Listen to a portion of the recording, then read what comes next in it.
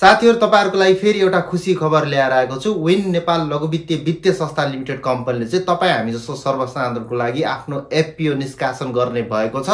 यस कम्पनीले के कति किता एफपीओ शेयर निष्कासन गर्दैछ, साथै यस कम्पनीको एफपीओ शेयरमा तपाईले कहिलेदेखि आवेदन दिन सक्नुहुनेछ भने यस कम्पनीको एफपीओ भर्ने अन्तिम म्याद कहिलेसम्म रहेको छ र तपाईले यस कम्पनीको एफपीओ शेयरमा के कति किताको लागि चाहिँ आवेदन दिन सक्नुहुनेछ त्यस सम्बन्धी सम्पूर्ण जानकारी तपाईले आजको यस भिडियो भित्र प्राप्त गर्नुहुनेछ।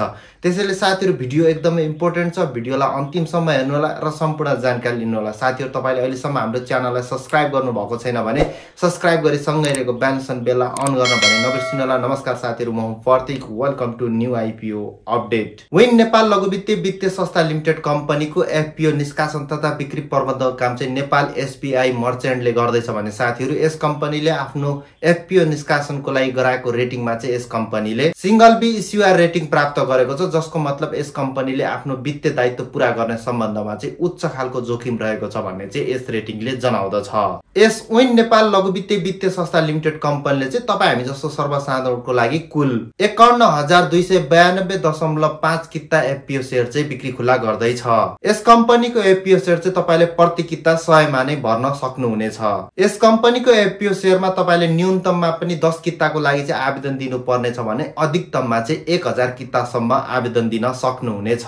अब साथीहरु तपाईहरुको मेन जिज्ञासा भनेको विन नेपाल लघुवित्तीय वित्तीय संस्था लिमिटेड कम्पनीको एफपीओ शेयर तपाईहरुले कहिलेदेखि भर्न सक्नुहुनेछ भन्दाखेरि तपाईहरुले विन नेपाल लघुवित्तीय वित्तीय संस्था लिमिटेड कम्पनीको एफपीओ शेयर चैतको 21 गतेदेखि भर्न सक्नुहुनेछ भने यस कम्पनीको एफपीओ शेयर भर्ने अन्तिम म्याद भनेको चाहिँ चैतको 26 गतेसम्म रहेको छ र केही कदाचित यस कम्पनीको एफपीओ शेयरमा पूर्ण आवेदन नपरेको खण्डमा मात्र यस कम्पनीको एफपीओ म्याद लम्बाएर चाहिँ वैशाखको 4 गतेसम्म पुर्याइनेछ।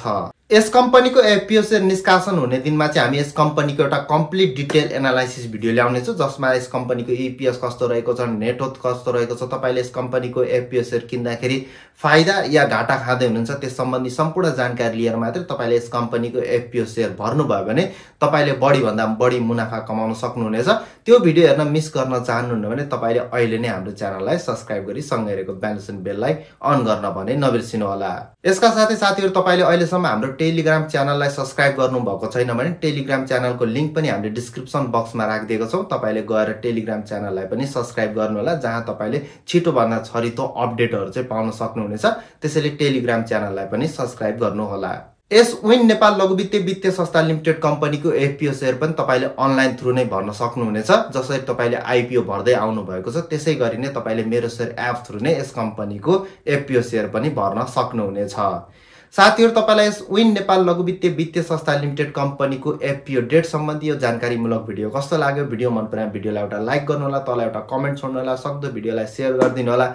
साथै च्यानललाई सब्स्क्राइब गर्नु भएको छैन भने सब्स्क्राइब गरी सँगै रहेको बेललाई अन गर्न भने नबिर्सिनु होला।